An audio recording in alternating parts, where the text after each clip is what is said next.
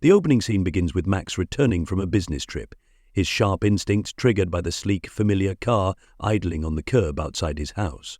The car's warm hood suggests a recent arrival, just minutes, maybe seconds ahead of him. For a moment, he stands still, assessing the details that immediately seem wrong. The car isn't his, and he knows no reason for its presence here. Moving silently toward his home, Max hears the faint hum of laughter through the walls. It's a sound out of place, unwelcome, spilling from his own living room like an affront. His pulse quickens, but he maintains his calm, an almost detached curiosity settling over him as he approaches. Tonight, there will be no ignored transgressions, no quiet acceptance of Camille's secret life. He steps into the entryway, shrouded in the dim lighting of his own home, his own fortress. From his vantage point, Max sees the scene unfold. The scattered wine glasses, dim lights, the slouched bodies in languid postures of comfort and familiarity. Camille's laughter rises above the others. And then Max spots him, a stranger, leaning too close, hand casually draped on Camille's arm. The mark of his disrespect unmistakable. Max lets the moment stretch, the full weight of his presence still concealed. He listens as they mock, as they revel in his supposed ignorance. It's only when the laughter veers toward careless cruelty, toward the humiliations they think he'll never hear, that Max steps forward, crossing into the light. The room falls silent. Max takes another step, his calm, measured footsteps echoing across the room. Each beat of his steps commands attention, like the slow tolling of a bell announcing something inevitable. His presence is no longer hidden, yet he doesn't make any grand gesture or sharp demands. He simply stands there, watching, absorbing every surprised glance, every sudden shift as the room's occupants attempt to process his arrival.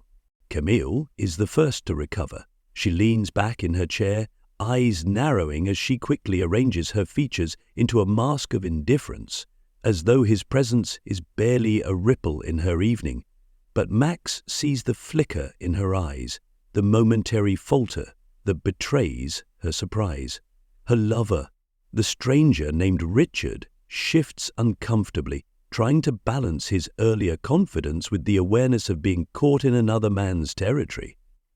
Camille's boss, the CEO, tilts his glass toward Max, a twisted smile on his lips, as though offering him a silent toast, a gesture that reeks of mockery.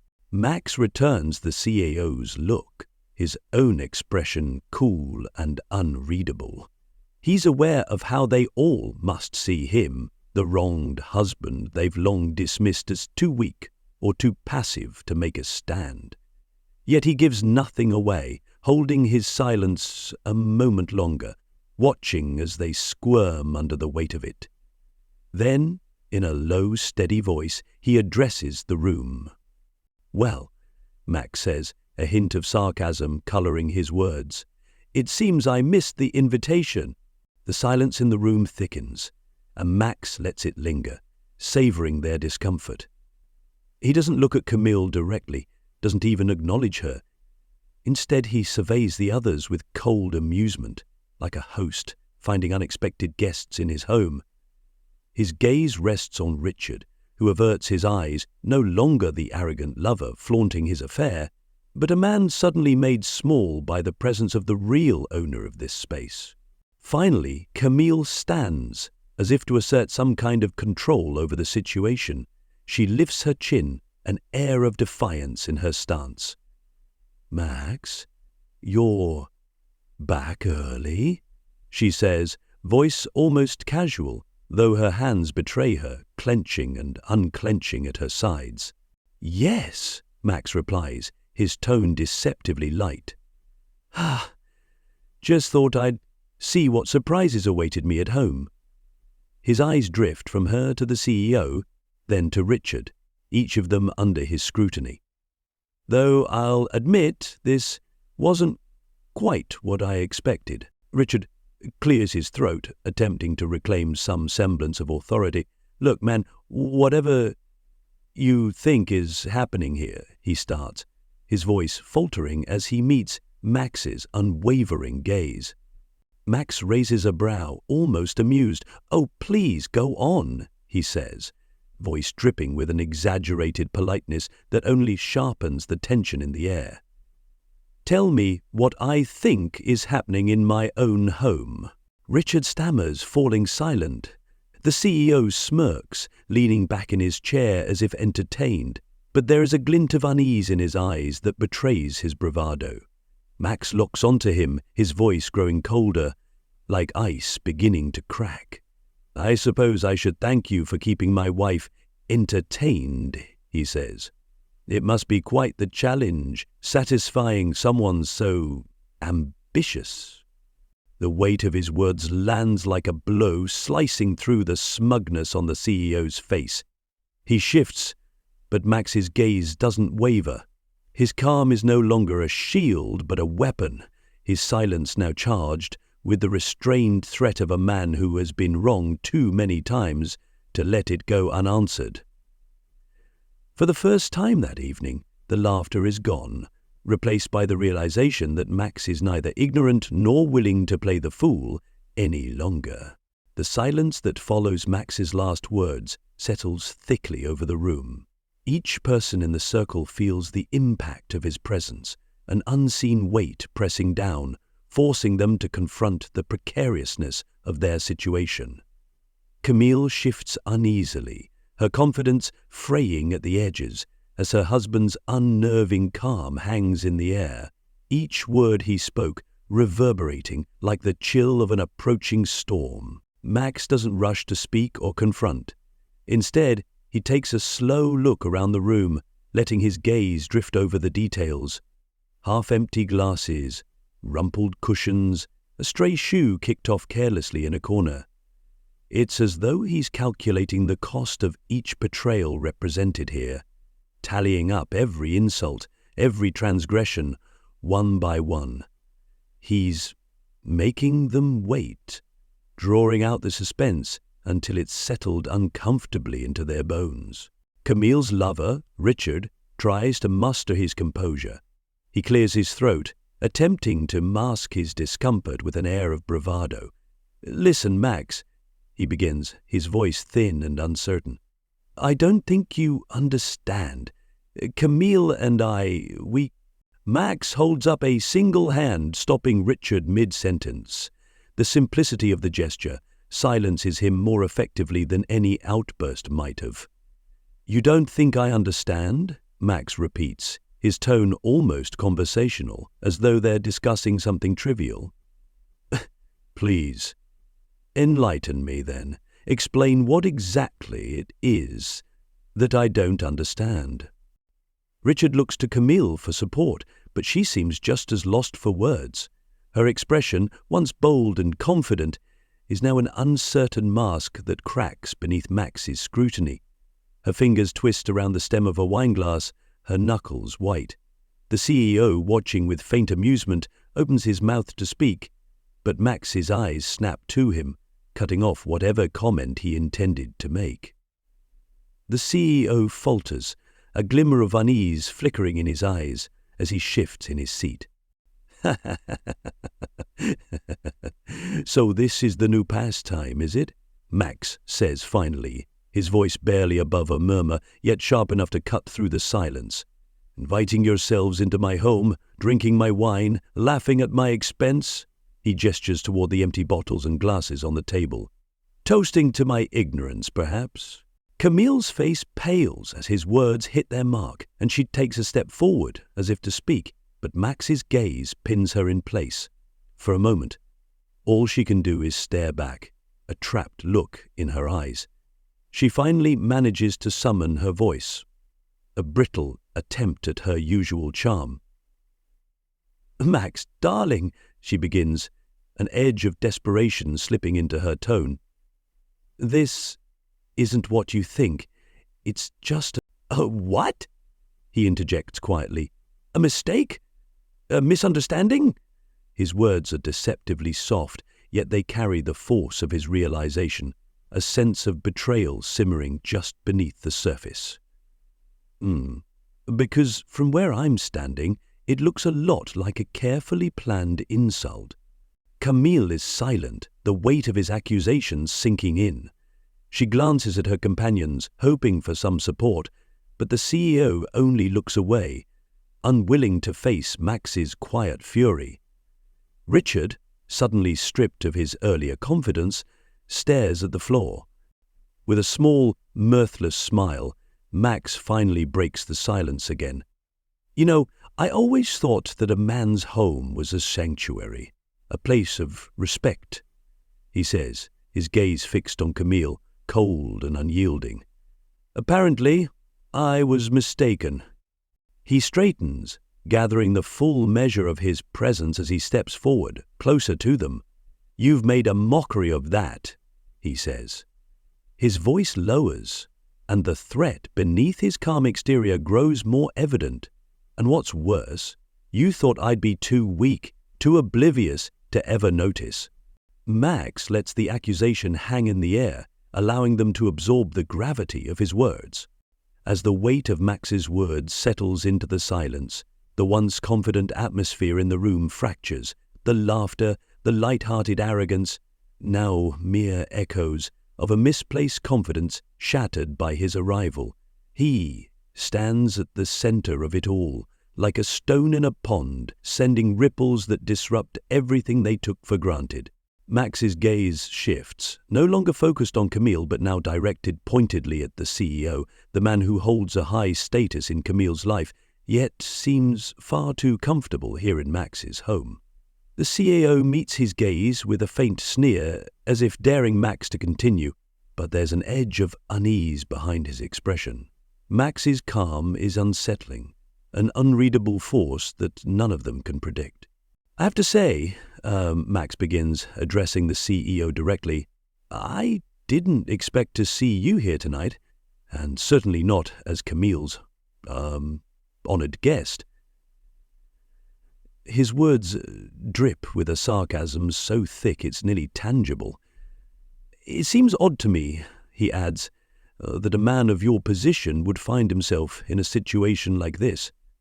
It hardly aligns with the image of a respectable leader." The CEO shifts, the slightest crack in his mask of indifference showing. He lifts his glass to his lips to buy himself a moment, attempting to maintain his cool. "Max, this is all a misunderstanding," he says, voice calm but edged with a nervous undertone. "Nothing here is as dramatic as it seems. We're merely friends, enjoying an evening together." "Friends," Max echoes, his tone cutting. "Funny, I don't recall friendship looking like this." He gestures to the room, the empty bottles, the casual intimacy that surrounds them. His voice drops, sharpening like a blade. "In my experience, friends don't sneak around behind each other's backs. They don't laugh at each other's expense, nor humiliate someone in their own home." Richard, who has been silent, finally speaks up, though his voice lacks the boldness he displayed earlier. "Look, man, if you feel disrespected, I apologize," he says, the words tumbling out in a rush, hoping to diffuse the tension. "But maybe you're reading too much into this." Max gives Richard a look, a brief, unamused smile tugging at the corner of his mouth. "Oh, I'm reading it exactly as it is," he replies coldly. "You're here with my wife, drinking my wine, and the two of you are willing participants in what you thought was a private joke at my expense." Camille finally speaks, desperation cracking through her earlier bravado.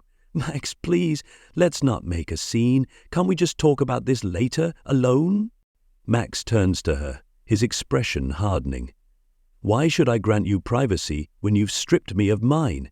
When you've filled my home with strangers and laughter that mocks the life I thought we were building?" She falters, her face paling, but he doesn't let her respond. "Tell me, Camille," he presses, voice dropping lower, "was it all worth it? These friends of yours, this night, this freedom you seem to need when I'm away?" Yeah. Camille's face reddens, her attempts to summon a response faltering as she glances helplessly at the others. But they have nothing to offer her. The CEO averts his gaze. Richard shrinks back, and she is left facing Max alone, his calm unyielding, a wall she cannot push past. Every word he speaks seems to peel away another layer of her confidence, exposing the recklessness beneath her carefully curated image. Max steps closer, addressing them all now, his voice low and unwavering. I came home tonight expecting loyalty, respect, simple decency, but what I found was a circus, a poorly acted charade with my marriage at its center. He lets that sink in, watching as the weight of his words pulls each of them deeper into silence. I wonder, he adds, his voice barely a whisper, what happens to people who assume they can play these kinds of games without consequence? Camille's eyes widen, realizing just how thin the ice beneath her feet has become. She opens her mouth to speak, but words fail her. For the first time, she sees Max not as the predictable, forgiving husband she had come to rely on, but as something altogether unfamiliar. A man prepared to abandon the last shred of patience he's shown her. Without another word, he turns his back on them, leaving them to face the silence he leaves in his wake. Max's final words hang heavily in the air, chilling the room as he walks away from the silent group, his steps unhurried, unyielding. He moves with a steady purpose toward the door, each step echoing the unspoken message he has left them with, a message of endings, of consequences, of finality. Camille stares after him, the gravity of his departure sinking in. Yet she stands frozen, unable to bridge the chasm that has opened between them. For a long moment, no one speaks. Camille looks to the CO, then to Richard, but they have withdrawn into their own discomfort, avoiding her gaze, shifting awkwardly as if they too understand that this isn't something they can simply brush off or laugh about. The confidence they shared moments ago has shattered, leaving them grasping at fragments of the evening that now feel tainted, exposed. What was once their shared complicity has been stripped bare under Max's calculated gaze, revealing the shallowness of their bonds. In the quiet that fills the room, Camille's pulse quickens, her throat tightening as she realizes the implications of Max's last words. He's never been this resolute, this final. This was no mere spat, no misunderstanding to be patched up later with apologies or charm. She feels, with a growing horror, that Max is truly done, finished with her games, finished with her duplicity, finished with the lies she once thought harmless, even thrilling. She glances down at the empty glass in her hand, her fingers trembling as she realizes that the man who walked out of the room may never come back. The foundation of their life together, so meticulously built over the years, now seems to collapse beneath her. Richard shifts uncomfortably, breaking the silence with a nervous chuckle that quickly dies when he catches the CO's hard look. So, guess we'll be leaving then, he mutters, his voice flat, no longer carrying the bravado it once held. The CEO stands, dusting off his jacket with a faint scowl, as though disgusted not just by Max's intrusion, but by the entire scene they've found themselves in. He glances briefly at Camille, and, with a dismissive shrug, he heads toward the door without another word, his earlier smirk long gone. Richard hesitates, casting a final, almost apologetic glance at Camille, but then follows the CEO, eager to escape the lingering tension, the suffocating air of judgment that Max has left behind. And then Camille is alone. The room feels suddenly cavernous. Every detail that was once comforting now alien and foreign. The dim lighting she set to create an inviting atmosphere now feels cold, casting shadows over the half-empty glasses, the crumpled cushions. She can feel the weight of Max's unspoken warning settled over her like a storm cloud, She realizes he hadn't even raised his voice, hadn't lashed out as any other betrayed husband might have. His restraint was more unnerving than fury, leaving her with no illusions about what his departure signifies. His silence spoke louder than any confrontation could. He's beyond anger, beyond hurt. He has made his decision. Desperate, Camille reaches for her phone, her fingers trembling as she dials Max's number. The phone rings once, twice, but each ring only serves to deepen the hollowness in her chest. There's no answer. She tries again, her desperation growing, but he remains unreachable, as if already severed from the life they once shared. She lowers the phone slowly, her mind reeling as she considers what this silence means. Max is not coming back, and even if he does, it will be as a stranger, someone she no longer knows or understands. Sinking onto the couch, she realizes with stark clarity that Max's patience was the last tether holding them together. The last chance, the last opportunity to keep their life intact. And now, with his quiet, relentless departure, he's taken that chance with him, leaving her with only the empty remnants of a life she had taken for granted.